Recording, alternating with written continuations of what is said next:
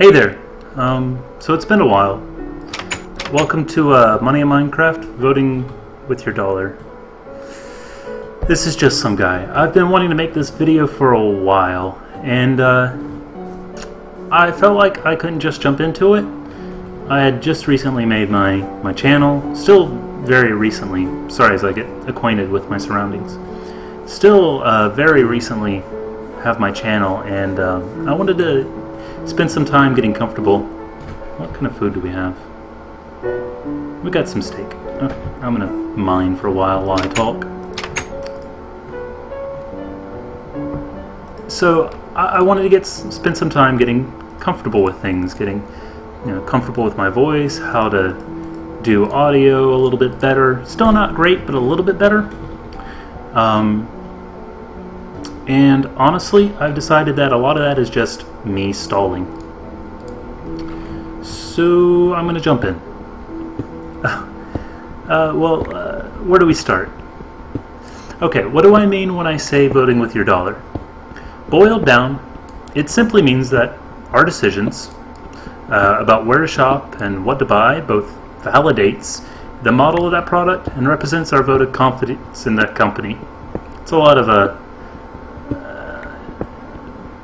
flowery language, but it sums up my feelings the best. And conversely, deciding not to buy a product or shop at a certain store also sends a message. The tricky part is that the message received is not always intended or representative of meaning. We'll break that down a little bit, trying to make it a little bit more accessible. But I kind of wanted a full-reaching definition when I was going to start talking about this. So, to dodge more troublesome waters, we'll only focus on luxury goods. Necessities like food and whatnot is a whole other beast, and I'm definitely not qualified to talk about it. So you also have to forgive me a little bit. I am playing Minecraft while I'm trying to do this, so I may stop and start sometimes. Where was I? Right. The breakdown. Whenever I buy a game or some other luxury good, I make a decision about what it is that I want and then go somewhere to buy it. I've decided that this game is worth some amount of money that I have. This is most easily accessible. This is the most easily accessible form of voting with your dollar, and is something that all of us do without being aware of. It's fairly self-explanatory. I feel like I'm not going to insult your intelligence. The process of deciding where to shop and what to buy is one of the most powerful tools that we have, and it's also one of the most basic. Take Minecraft as an example. Minecraft. When it got started, it was nothing more than an idea. Literally just a browser-based game that had no pool. It was unique and caught the imaginations of millions, literally. We bought it in alpha and then beta and firmly told the world that Minecraft had the support of the populace. We also told the world that we enjoyed, excuse me while I move we also told the world that we enjoyed crafting survival games, and good God did they listen. I mean, how many games do we know today that incorporate some crafting mechanic because it was made popular in Minecraft? I mean, how many straight clones were made of Minecraft, ripping mechanics because it was just popular? Our overwhelming support of this wonderful, wonderful game changed the nature, mechanically speaking, of the whole industry for the next several years, and still does, actually. And the amazing thing is that it happened without a conscious decision on the populace's part, without the buyer's knowledge of thinking, hey, I enjoy this mechanic, so I'm going to encourage it. That's terrifying, because companies, by and large, are free to draw their own conclusion as to why a game performed well. So let's talk about another form of voting with your dollar. Another form is actively discouraging people from purchasing from a company or boycotting, as it's colloquially known. This is very different from just simple disinterest in a game. Disinterest is much more deadly than much deadlier. Yeah, much deadlier than boycotting. But that's another show. It's not to say that this method typically is very effective against small brands, small products. It's not to say that it's ineffective against larger companies. It's just that it's generally less effective the larger a company is. And I'll give you an example. So, excuse me while I get some water. Okay. So the classic example is EA. Everybody knows EA. They were voted worst company in America twice. Even with Monsanto and all kinds of terrible things out there, we voted EA worst company twice, and it really hasn't affected their sales that much. What this tells, they know consumers. They know consumers want what they make, so they leverage that desire into power over them, essentially. The DRM and the money that they make, it's all just a measure of power. As a note, I don't want people to think that I'm putting down EA. They're a business, not a charity, so they make business-minded decisions. You may as well hate the sun for shining.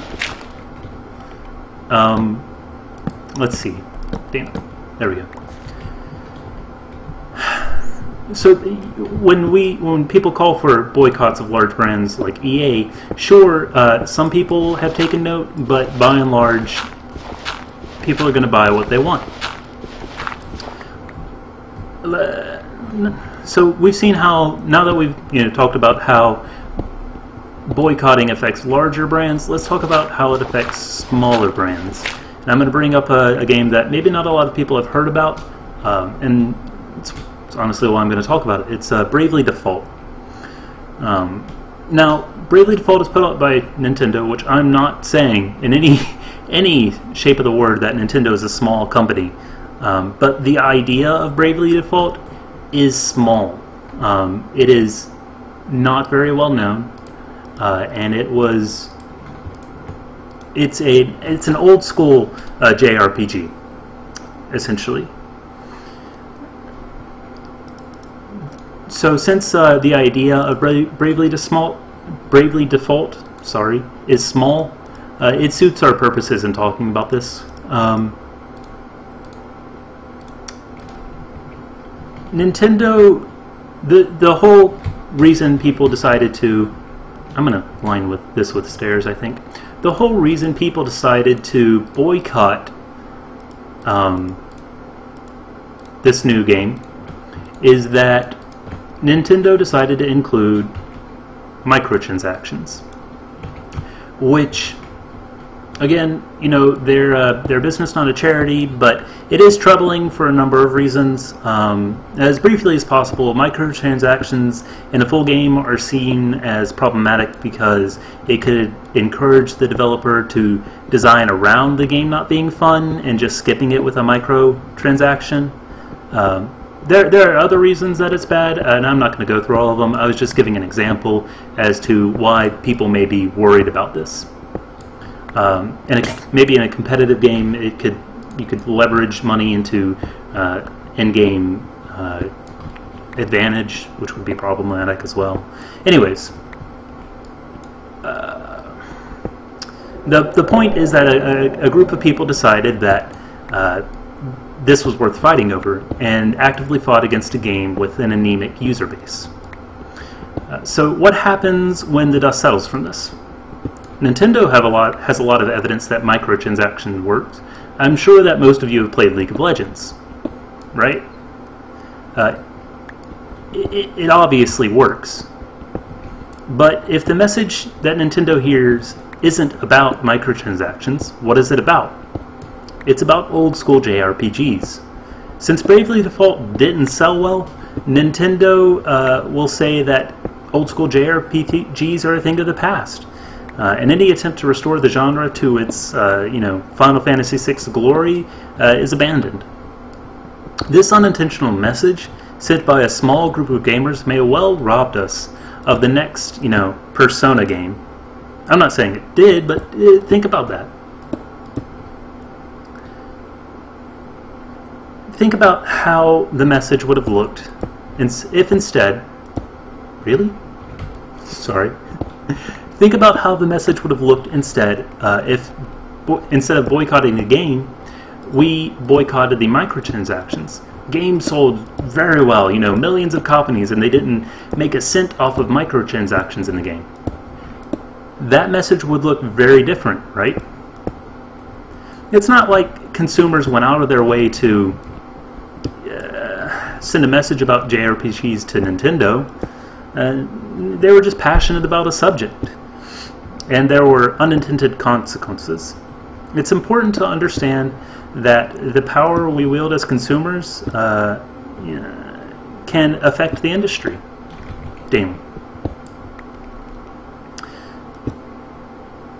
So we need to vote responsibly and think about how we spend our money, because somebody's going to hear a message about it.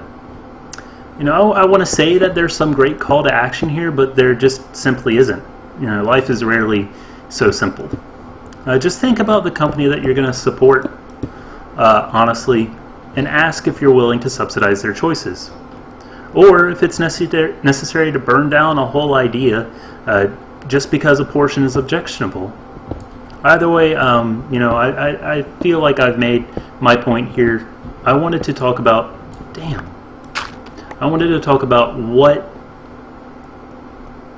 voting with your dollar is, the power behind it, how much good you can do, and also how much bad you can do, and then give a few examples. And I feel like I've done that.